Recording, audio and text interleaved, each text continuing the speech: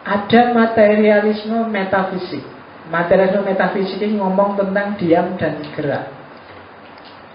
Jadi sebenarnya arahnya beda dengan materialisme mekanik. Dia sebenarnya setuju ada mekanik, cuma katanya materialisme metafisik, materi itu diam, statis. Setiap materi itu berdiri sendiri-sendiri, tidak ada hubungannya dengan yang lain. Kalau materi itu gerak, biasanya ada pengaruh dari luar. Jadi hubungan antar materi adalah hubungan yang saling mempengaruhi. Itu materialisme metafisik. Masing-masing sendiri-sendiri diam, cuma kemudian ada pengaruh dari luar. Yang tadi diam mungkin jadi gerak, yang tadi gerak jadi diam. Mic ini nggak ada apa-apanya, tapi begitu mulutku terbuka, pita suaraku bergetar, maka dia mengeluarkan suara. Mic-nya sendiri, suaraku sendiri, pita suaraku sendiri. Ini barang yang berdiri sendiri-sendiri sebenarnya. Kenapa aku bisa ngomong terpacu oleh kamu? Karena kamu datang ke sini, terpaksa pita suaraku ku getarkan. Tapi kalau kamu nggak ada yang datang, ya ngapain aku ngomong di sini? Ada pengaruh dari luar pasti untuk yang menggerakkan. Jadi materialisme bilang bahwa dasar materi itu isinya sebenarnya diam dan gerak. Yang gerak itu terjadi karena faktor luar, kekuatan dari luar. Jadi tidak bisa gerak sendiri. Pikiran juga begitu. Ketika dia bergerak, otak bergerak, berpikir, kan dari luar. Ketika tadi tiba-tiba hormon kejantananmu terpacu, itu kan karena gerak dari luar, ada yang di depan pakai bikini. Kalau nggak ada itu enggak. Atau kamu ciptakan sendiri apa bayang-bayang ke dewe itu kan sebenarnya pemicunya kan itu bayangan yang bikin hormon itu kemudian memancar dengan dahsyat. Jadi ada dari luar. Jadi katanya materialisme metafisik, materi-materi itu berdiri sendiri-sendiri.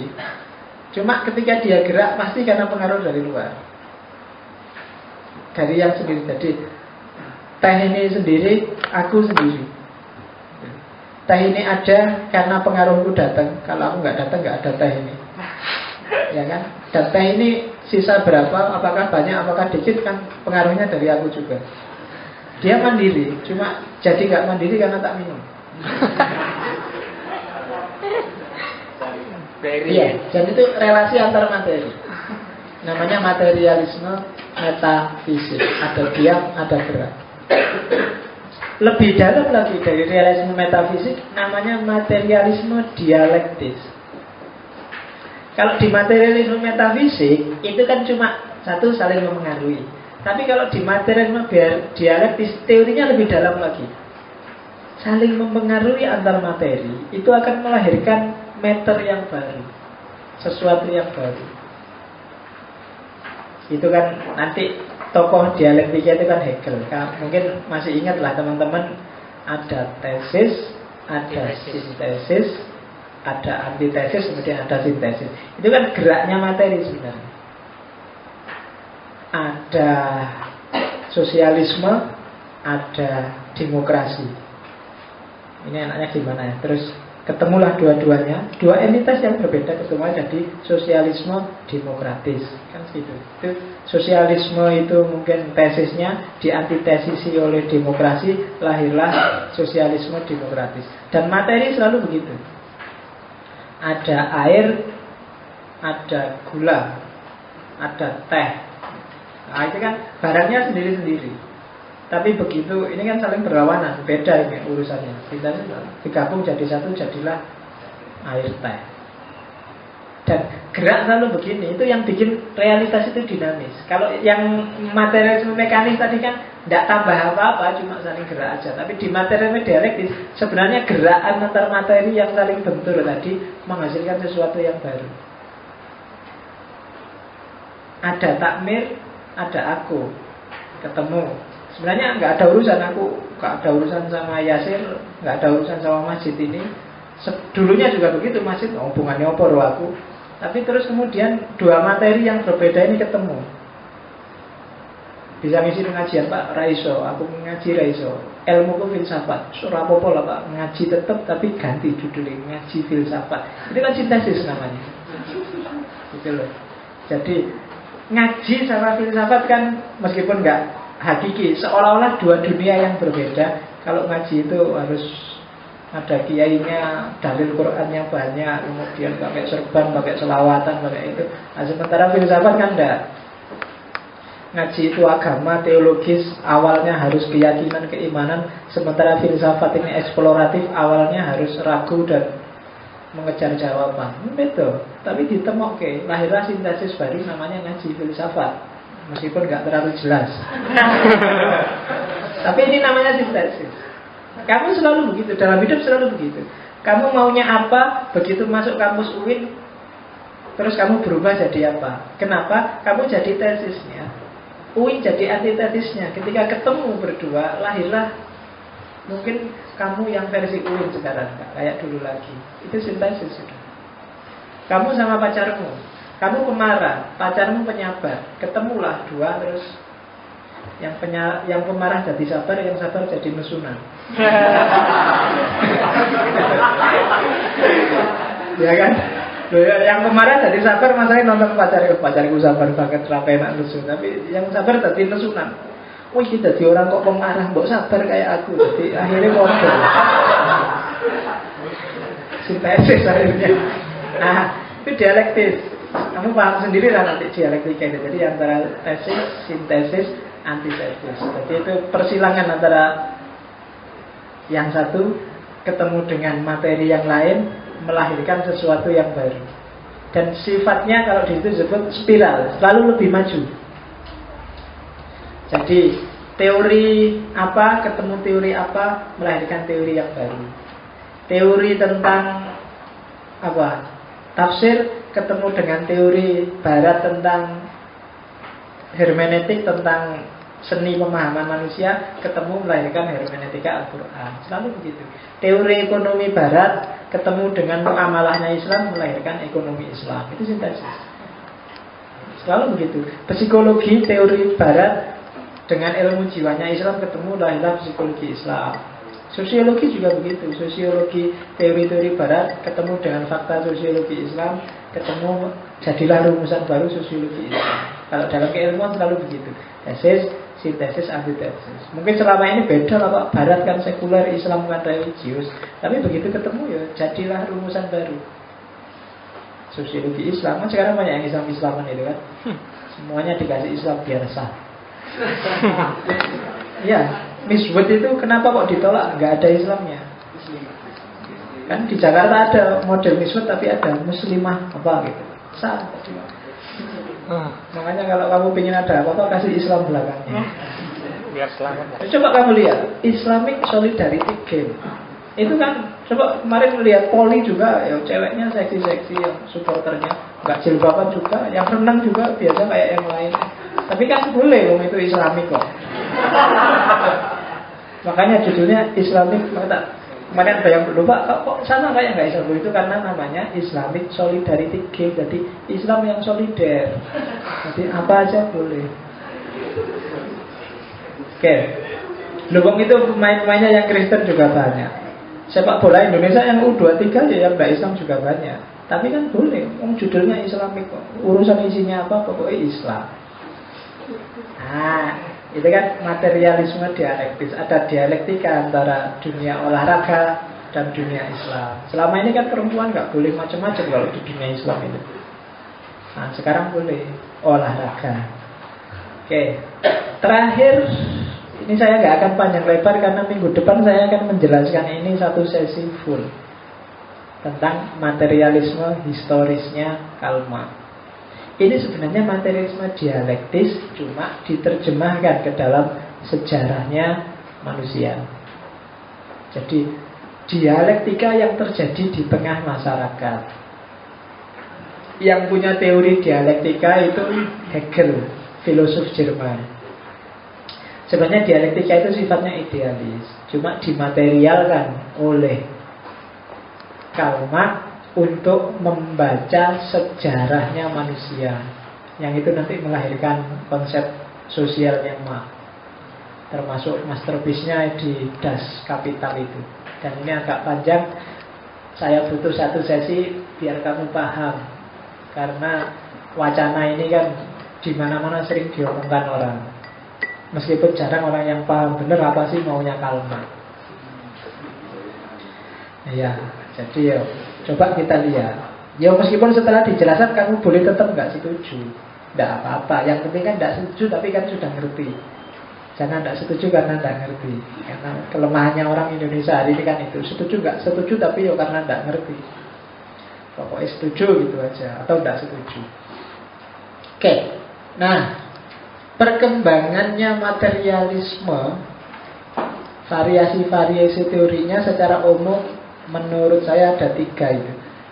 Yang pertama positivisme, yang nanti berkembang terus jadi positivisme logik. Yang kedua evolusionisme.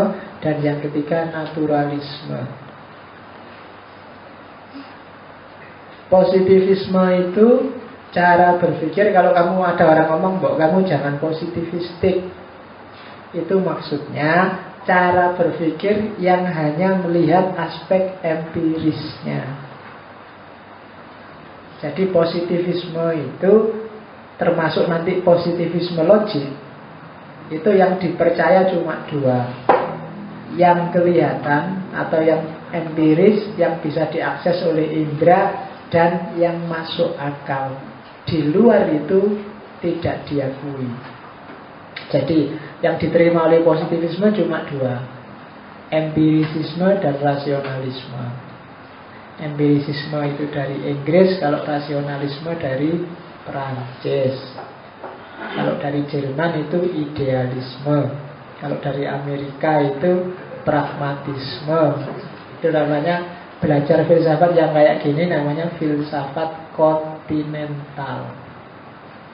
Berdasarkan kontinen. Meskipun nggak ada orang Amerika yang idealis, ya banyak.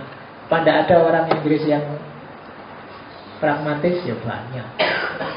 Cuma secara kontinental ide-ide itu lahir dan besar di wilayah-wilayah itu.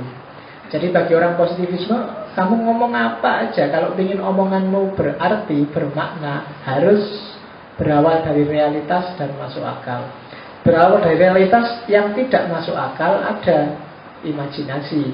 Dan imajinasi tidak termasuk kategori positivistik. Kalau ada orang ngomong imajinatif, ya berarti dia tidak ilmiah. Dari realitas direko-reko sendiri pakai akal. Kamu mereko-reko sendiri ngarang-ngarang dewe. Seandainya 2014 aku jadi presiden, maka yang pertama-tama itu kan ngarang, tidak mungkin ada. Dan itu tidak positivistik pasti, tidak ilmiah. Ramalan, karangan itu tidak positivistik. Dan ini perkembangan lanjut dari materialisme. Di situ tak kasih contoh Agus Comte. Semua pasti ngerti Agus Comte.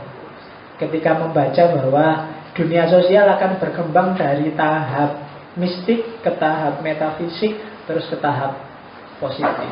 Tahap mistik itu kalau ada apa-apa, wah ini danyangnya, wah ini yang bau reksa, itu tahap mistik. Tahap metafisik itu, oh ini sudah kehendaknya Allah, ini yang kuasa, yang menguasai alam semesta, yang menghendaki seperti ini. Nah kalau tahap positif, oh ini sebabnya karena virus A, B, C, itu tahap positif. Kalau Agus Comte, masyarakat berkembang seperti ini. Masyarakat paling belakang itu yang suka ngomong-ngomong, oh ini danyangnya, oh ini hari naasnya, oh di situ memang angker. Itu berarti kalau kamu sering bicara kayak gini, berarti levelmu adalah level paling rendah dari peradaban. Katanya Agus Comte ya. Jadi kalau kamu sering bilang, hati-hati Pak, tol Jagorawi itu memang angker Pak, levelmu berarti level masyarakat peradaban paling rendah. Katanya Agus Comte ya, karena secara sosial masyarakat primitif itu cara berpikirnya kayak gini. Hantu-hantuan, keramat-keramatan, angker-angkeran. Kalau enggak Pak, jangan kayak gitu Pak, tidak sesuai dengan Al-Quran surat Al-Baqarah ayat 145. Nah, itu level kedua, level metafisik teologis.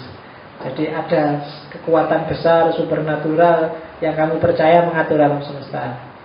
Tapi kalau jawabanmu jangan lewat situ Pak, karena di situ macet, terus jalannya berkelok-kelok dekat jurang, jadi begitu kita lepas sedikit kita akan jatuh ke jurang. Jadi itu berarti levelmu sudah naik, kamu sudah di level paling atas peradaban, level positif namanya. Perhitungan-perhitungannya rasional dan masuk akal serta empiris. Nah, ini perkembangan lanjut dari materialisme.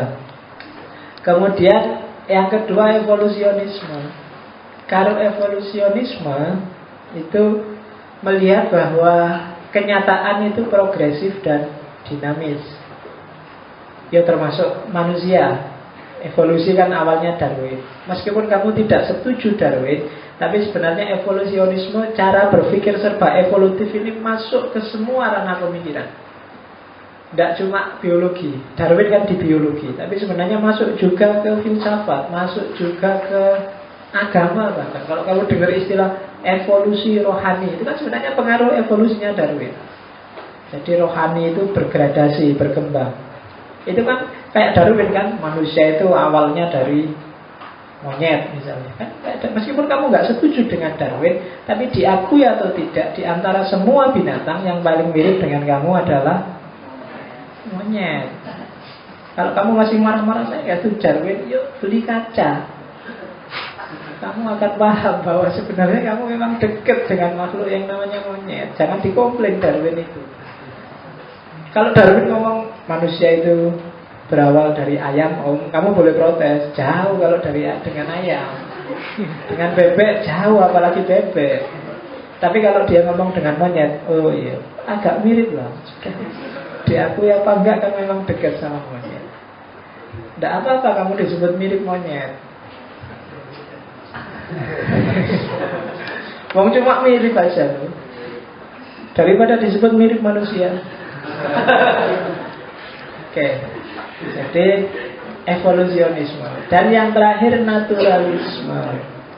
Naturalisme itu pandangan yang bilang bahwa kebenaran adanya di nature, adanya di sunatullah. Segala yang baik dan benar itu ya dari alam. Kalau sudah dimodifikasi, dipalsukan macam-macam, sudah keluar jalur. Jadi selalu natural. Di luar yang natural biasanya dia sudah meleset. Maka kalau ada apa-apa coba dicek. Jawaban paling gampang melacak ke naturnya. Misalnya, kok bisa sih kamu suka sama dia? Loh kenapa enggak? Aku cowok, dia cewek. Ini natural, fitrah. Berarti jawaban kayak gitu benar secara natural. Karena memang ya cowok suka cewek. Kalau cowok suka cowok malah enggak natural. Yo penyakit itu berarti. Jadi naturalisme itu basisnya yang natural, yang asli, yang alami.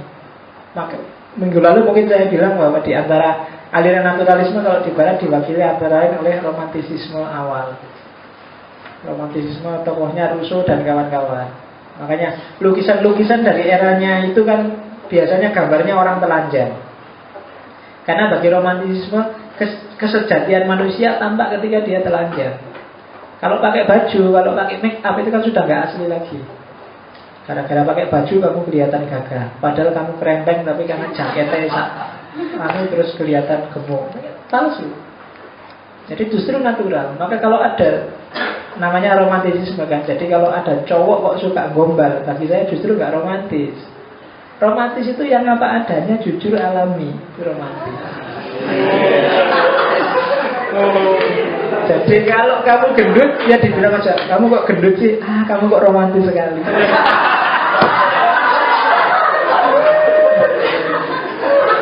Iya kan ya, kan alami, ngomongin jujur apa adanya, alami diomongkan apa adanya. Kamu belum mandi ya sejak tadi. Salah, kamu kok romantis jadi. Aduh, kok gak lucu ya? Iya, aliran naturalisme. Kalau kamu kan kebalik, justru ada orang yang gombal ngomong gak karu-karuan, kamu sebut wah romantis. Aku terbayang-bayang terus dirimu. Nah itu kamu sebut romantis. Padahal itu tidak natural. Justru yang romantik itu dia aliran yang naturalistik. Romantisisme. Jargonnya adalah kembali ke alam. Jadi masalah apapun kembalikan ke alam. Realitas akan menjawab. Kenapa banyak masalah di dunia? Karena kamu lari dari fitrahmu, dari sunatullah. Jadi itu yang bikin banyak masalah di dunia hari ini. Katanya kelompok romantisisme. Zaman itu kan zaman gelapan, zaman rumit. Maka ideologi romantisisme yang naturalistik ini laku. Mungkin sekarang bisa dianukan lagi, kembali ke alam dan menempatkan manusia dalam posisi sebagai bagian dari alam semesta. Yang bikin kamu sumpah kan kamu merasa menguasai. Menguasai itu capek, tidak enak. Kamu anggap enak. Meskipun katanya Nietzsche, hasrat untuk berkuasa itu natural juga sebenarnya. Tapi ya tidak enak lah. Jadi posisikan aja dirimu sebagai bagian dari alam. Kalau orang Jawa memayu hayuning buwono, harmonisasi biar tidak labil ekonomi dan tidak ya, kontroversi hati dan lain-lain. Oke ya. Yang terakhir ini sifatnya ceramah karena ini presentasi tahun berapa, tidak perlu saya baca, yang mau di copy aja. Kalau ini moral sudah, ini agak moral. Mode-mode materialisme dalam kehidupan individual, orangnya biasanya nggak mampu memahami dimensi mental, spiritual, terobsesi oleh kesenangan dan kepemilikan materi. Biasanya orang materialistik, terobsesi oleh materi, menganggap materi sebagai jalan bahagia. Ini aspek moralitasnya materialisme. Kalau secara sosial biasanya orangnya suka iri, suka sirik, memandang rendah yang nggak punya materi. Yang punya mobil merasa lebih tinggi daripada yang cuma punya motor. Yang punya motor merasa lebih mulia daripada yang naik sepeda. Itu biasanya ciri-ciri orang materialistik. Yang IP-nya 3 merasa lebih pintar daripada yang IP-nya 2. Nah itu sebenarnya gejala-gejala materialistik. Posesif, pelitnya luar biasa. Nah itu materi berarti. Perhitungannya luar biasa. Kemarin traktir temennya cuma nambahin beli tempe 200, ditagih tiap hari SMS berkali-kali padahal cuma 200 itu kan. SMS itu habis berapa? Iri dengan orang lain. Iri itu cirinya gampang. Kalau ada temennya seneng, mesti dicari jeleknya. Alah dia aja, mesti ngono. Nah, itu iri berarti. Sirik tanda tak mampu. Ya, ada temennya punya pacar padahal dia sudah lama ngejar-ngejar nggak dapat, mesti ngomong jelek. Itu kalau nggak pakai pelet nggak. Ya kan, sirik itu berarti itu cuma dipakai main-main aja. Coba aja nanti kan dia diputus mesti kan, mesti gitu, mikirnya mesti gitu. Itu iri. Itu ciri-ciri materialis sebenarnya.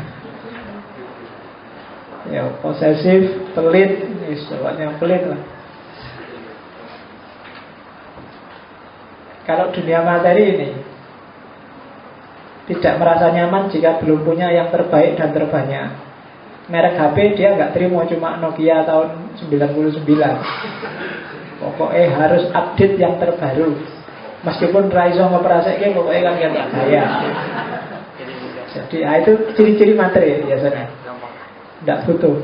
Bisa nggak muter videonya? Oh ada videonya, muter ya. Nggak ngerti aku. Sudah lama tak ada adik raiso. Merek drop berarti. Nelfon aja bingung begitu. Oh ini ngangkat dia ya. Mati. Nyari penyakit. Selalu ingin lebih. Orang materi itu biasanya nggak puas dengan satu. Makanya hati-hati kalau punya cowok materi dan cewek materi. Selalu minta lebih.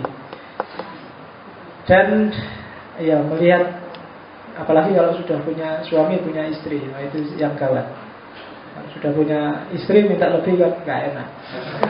Bisa jadi perang di rumah. Makanya salah satu doa yang harus jangan sering-sering diucapkan oleh orang yang sudah punya istri itu, ya, jangan sering-sering bersyukur.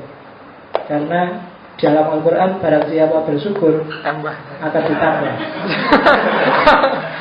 Nah, in syakartum la azidannakum. Jadi besok yang istri-istri kalau ada suaminya bilang aku bersyukur punya istri kamu, nah, itu hati-hati kan.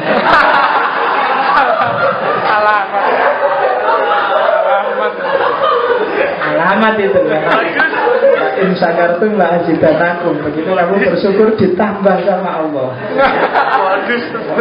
Jangan mau, tidak usah bersyukur segala gitu aja. Begitu kamu bersyukur mesti minta tambah. Oke. Jadi dan yang terakhir, secara material orangnya biasanya melihat objek materi lebih penting dibandingkan manusia. Ini variabel-variabel moralnya sebenarnya 3 yang terakhir. Oke.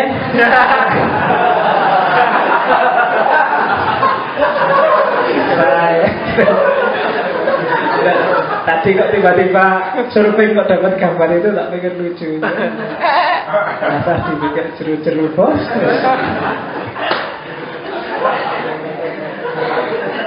ada gambarnya ya. Oke ya. Udahlah, 10 menit kalau ada pertanyaan. Minggu depan kita akan ngomong karma dengan materialisme historis. Setelah itu kita ngomong idealisme. Wah, seru. Oke ya, alhamdulillah kalau nggak ada yang tanya karena sudah malam waktunya. Insya Allah kita akan ketemu lagi minggu depan. Semoga tidak ada halangan ya. Saya akhiri sekian.